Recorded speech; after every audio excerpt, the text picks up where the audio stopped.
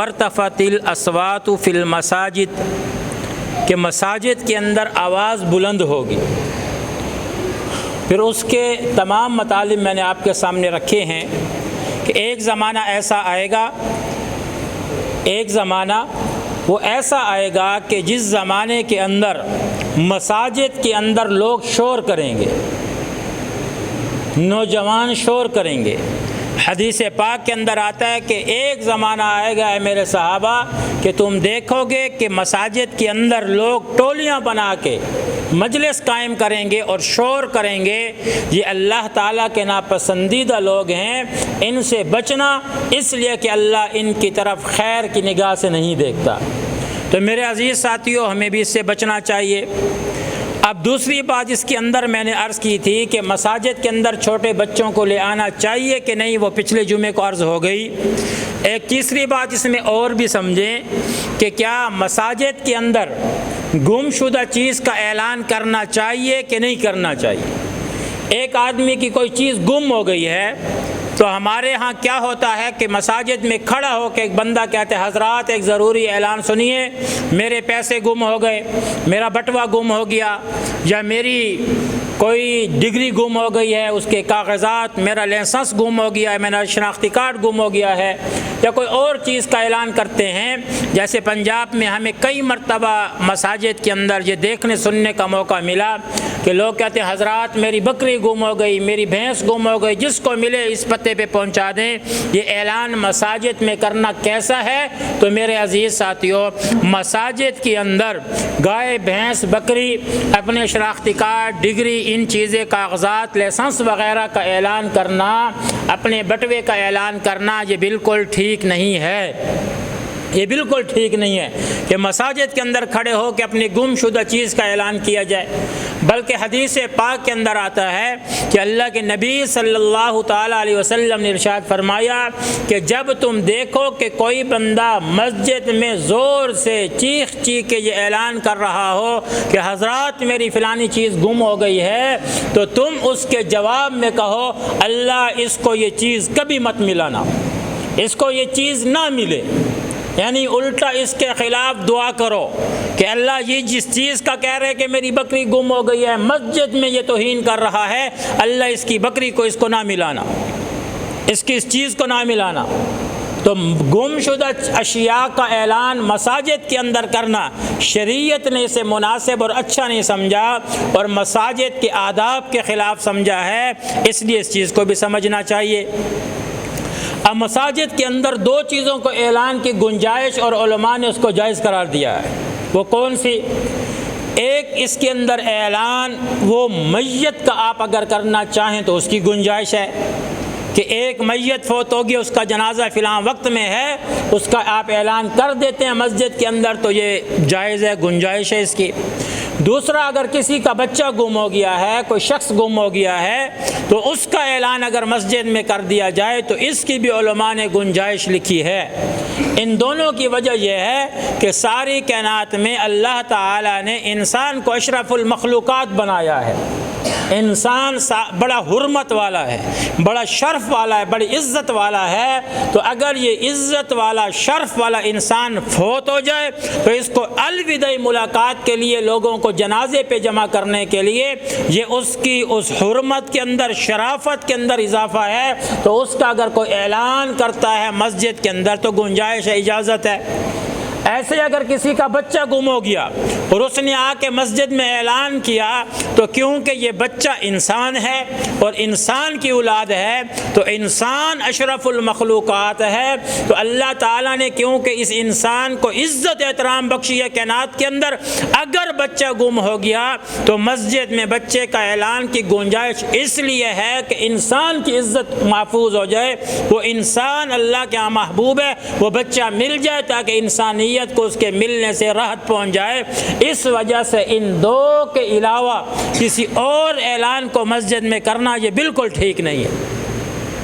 پنجاب کے اندر یہ بڑی مسئلہ ہے، بڑا مسئلہ ہے گائے گم ہو جائے مسجد میں اعلان کریں گے، بھینس گم ہو جائے، بکری گم ہو جائیں، کسی کا کوئی بٹوا گر جائے مسجد میں اعلان کریں گے، کھڑے ہو جائیں گے۔ تو اللہ کے نبی نے فرمایا ایسے آدمی کو بد دعا دو، اے اللہ یہ جس چیز کا اعلان کرا اس کو کبھی نہ ملے، یہ گم والی چیز ہمیشہ ہمیشہ اس سے گم رہے۔ یہ صرف اس وجہ سے یہ بات کہی گئی ہے کہ اس بندے کو مسجد کے آداب کا بھی خیال نہیں رہا کہ مسجد ان اعلانات کے لیے نہیں ہے، مسجد میں صرف ایک ہی اعلان ہے اور وہ آذان کا ہے، اللہ کی تکبیر، اللہ کی بڑائی کا اعلان۔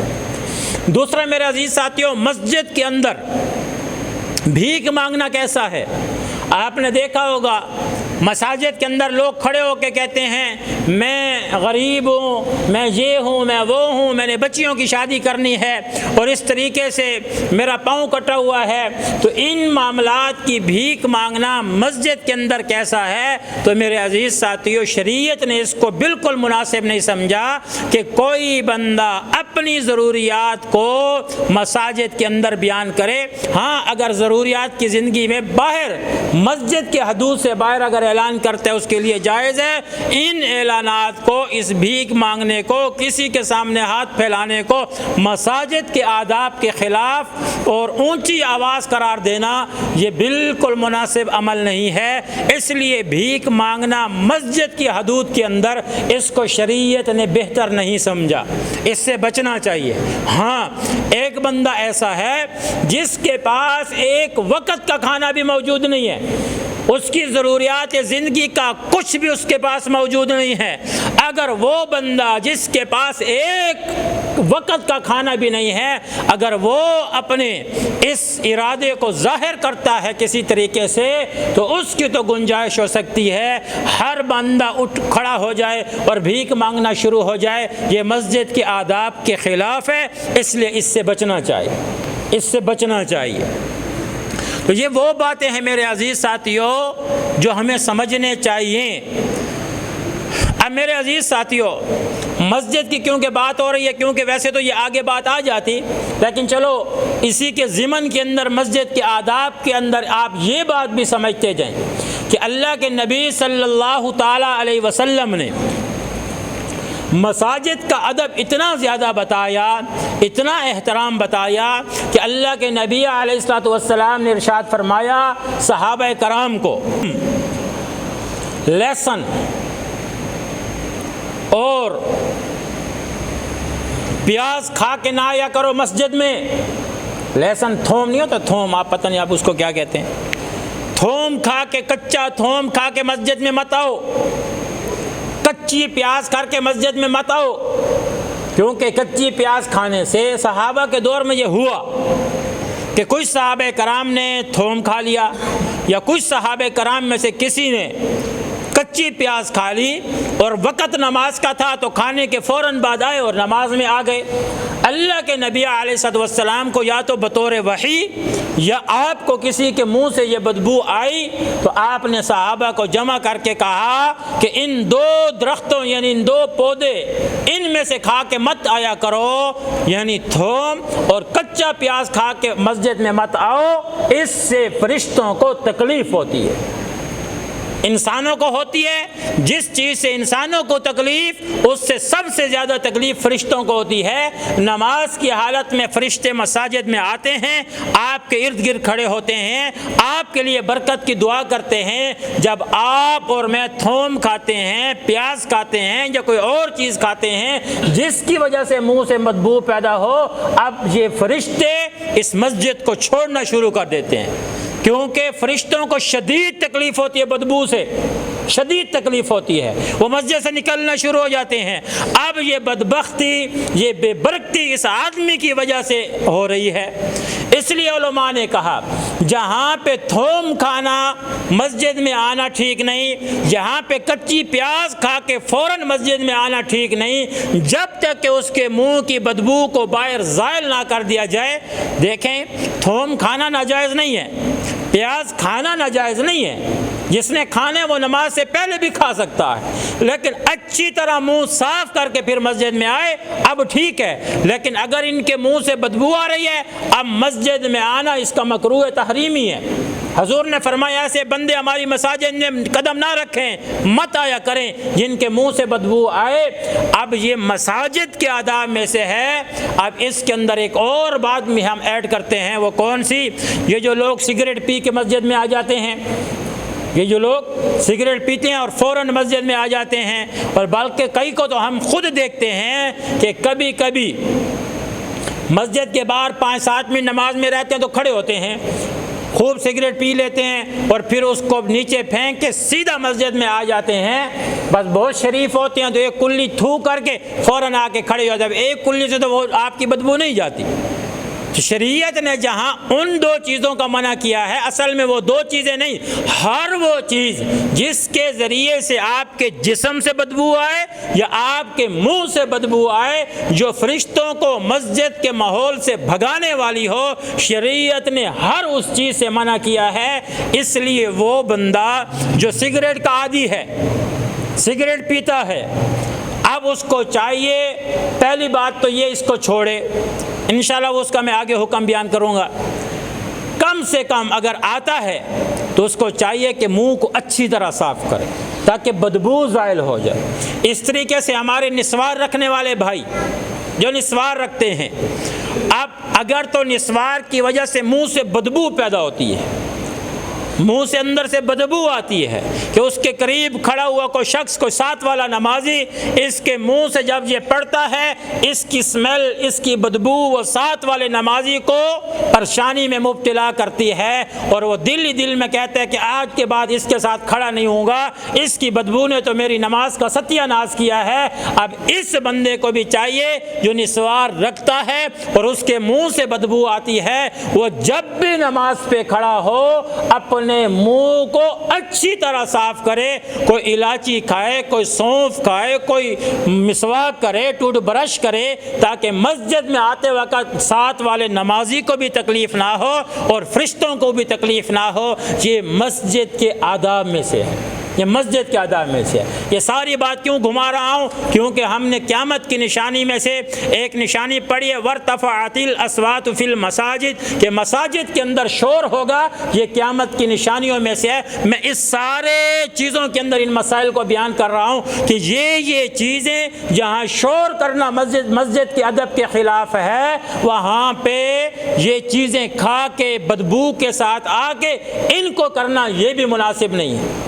اس لیے ہمارے کچھ بزرگ، ہمارے کراچی کے کچھ اکابر، کچھ بڑے اللہ والے جو بہت زیادہ سنت کے پابند لوگ تھے، وہ تو مسجد کے آداب کا اتنا لحاظ رکھتے تھے کہ اگلی صف کے اندر داڑھی کو صاف کرنے والے کو کھڑا نہیں ہونے دیتے تھے۔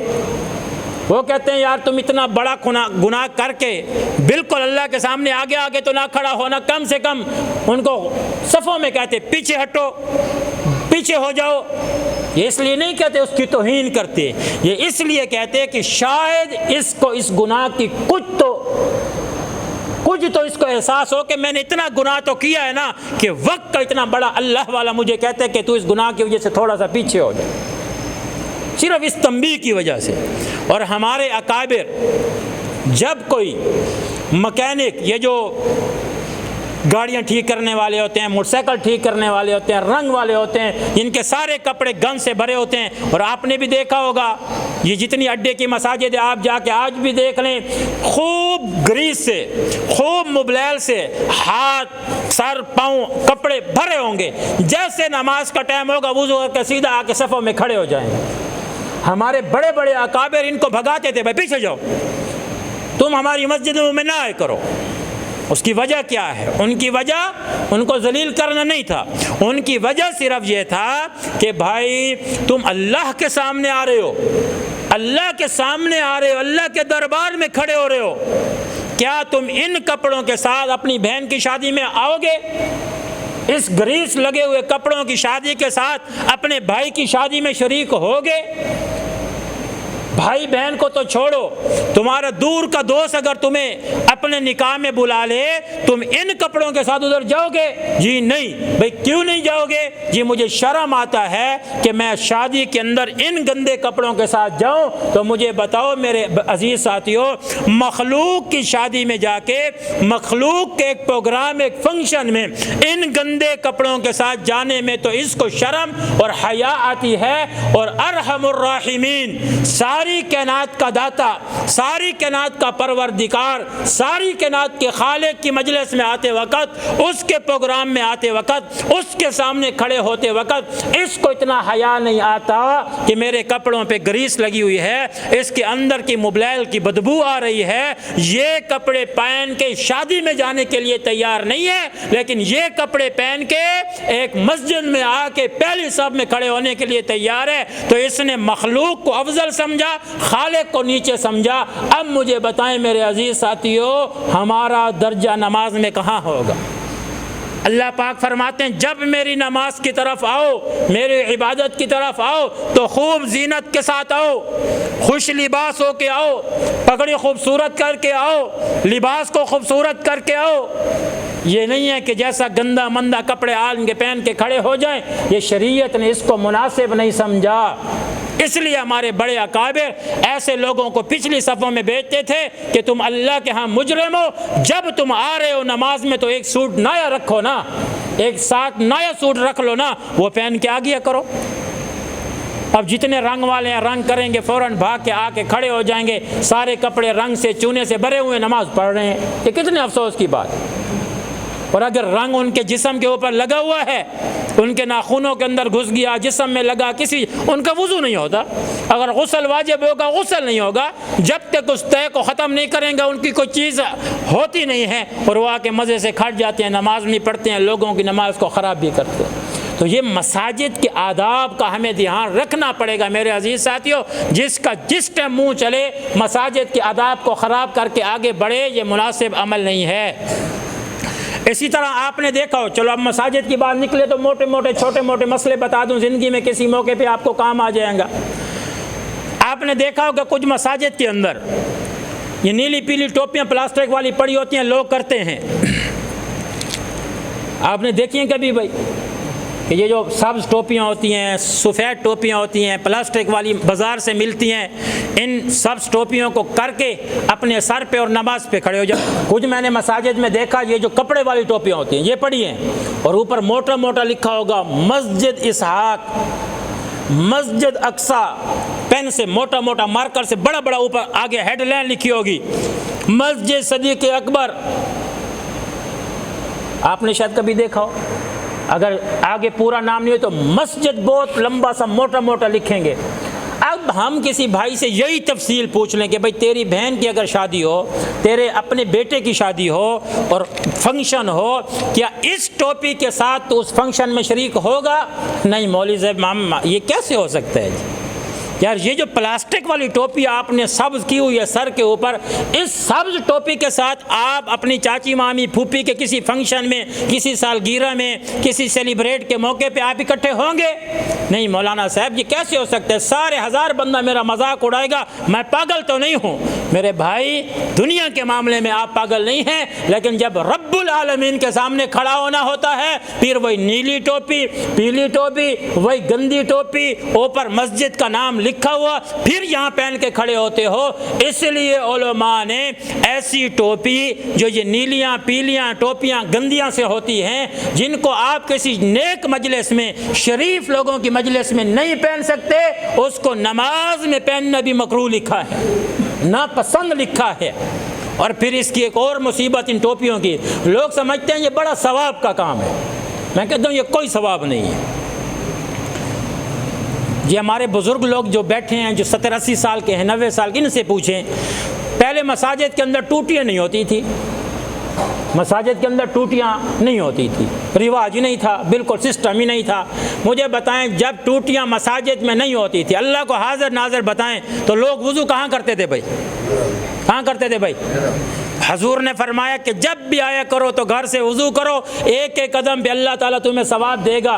جب سے ہم نے ان کے لیے سہولت پیدا کی، مسجد میں ٹوٹی کو لے آئے، انہوں نے گھر کی ٹوٹی کو قیامت تک بند کر دیا، اوپر ٹوٹی کے تالا لگا دیا۔ جب بھی نماز کا وقت آئے گا ادھر وضو کریں گے، 2 قدم اندر آ جائیں گے۔ بتاؤ بھائی، گھر سے وضو کرتے، چل کے آتے، 150-200 قدم یہاں نیکیاں ملتی، 200-400 قدم واپس کی نیکیاں ملتی۔ اب آ گئی ٹوٹیاں مسجد میں، مسجد والے اس کو ثواب سمجھ رہے ہیں، اب یہاں وضو کیا 4 نیکیاں ملی اور یہ ثواب سمجھ رہے اس کو، اور بھائی اس کی 400 نیکیاں کم ہو گئی ہے، یہ اس کو ثواب سمجھتا ہے۔ بھائی میں یہ نہیں کہتا ٹوٹیاں نہ ہوں، بالکل ہوں۔ کن کے لیے؟ محلے والوں کے لیے؟ بھائی یہ تو مسافروں کے لیے ہے۔ گزرتا کوئی بندہ، نماز کا ٹائم ہو، اندر آیا، اس نے وضو کر رہے ہیں، بالکل وہ لیٹرین استعمال کرے، بالکل وہ اپنا معاملہ استعمال کرے، وضو کرے، یہ تو ان کے لیے ہے۔ یہ تو کوئی اللہ کے مہمان آ گئے، تبلیغی جماعت والے آ گئے، کوئی اور اللہ کے مہمان آ گئے، کوئی اعتکاف والے آ گئے، انہوں نے وضو کرنا ہے، وہ اللہ کے مہمان ہیں، وہ نیکی کے کام میں ان کے لیے ہیں۔ سارا محلہ آتے اسی کو نیکی سمجھ کے جہاں وضو کرتے ہیں، اور بھائی یہ نیکی نہیں ہے۔ یہ کس نے آپ کو کہا یہ نیکی ہے؟ اس کو سمجھیں ہم۔ یہ ٹوپیاں رکھ دیں گے، جیسے میں نے آپ کو یہ مثال دی ہے نا کہ آپ ٹوٹیاں جب سے یہاں لگی، لوگوں نے گھروں کو وضو چھوڑ دیا، یہاں آ گئے، اپنی ہزاروں قدموں کے نیکیوں کو برباد کر دیا۔ اب کیا تھا؟ پہلے مسلمان جب مساجد میں ٹوپیاں نہیں ہوتی تھی، آج سے 40-50 سال پہلے، قسم اٹھا کے کہلوا دیں، لوگ اپنے گھر میں وضو کرتے، پھر داڑھی کو کنگا دیتے، پھر اپنے بالوں کو سیٹ کرتے، اور پھر اپنے کپڑوں کو دیکھتے، پھر سر کے اوپر ٹوپی یا پگڑی رکھتے، گھر سے نکلتے ہوئے ہر کسی کو لگتا تھا کہ اللہ کی نماز کے لیے جا رہا ہے۔ ہر کسی کو پتہ چلتا تھا بے شک یہ نمازی جا رہا ہے، ہر کسی کو سمجھ آتا تھا۔ جب سے ہم سہولت کی دنیا میں آئے، وہ ٹوپیاں ہم نے مسجد میں، ایک بندے نے کہا یار میں یہ 20 ٹوپیاں رکھ دیتا ہوں، بڑا نیکی کا کام ہے۔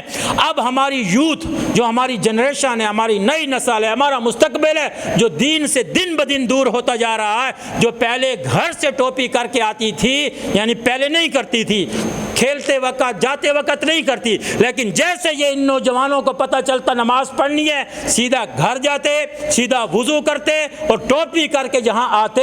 لیکن جب سے انہوں نے کہا یہ سہولت ایک نئی آئی ہے، مسجد میں پلاسٹک کی ٹوپی پڑی ہے، اب وہ کہتے ہیں اتنا دور کون جائے، سیدھا مسجد میں آئیں گے، سیدھا یہاں وضو کریں گے، سیدھا آ کے یہاں ٹوپی پہنیں گے، اور اگلا اس کو ثواب سمجھتے، یہ ثواب کا کام ہے۔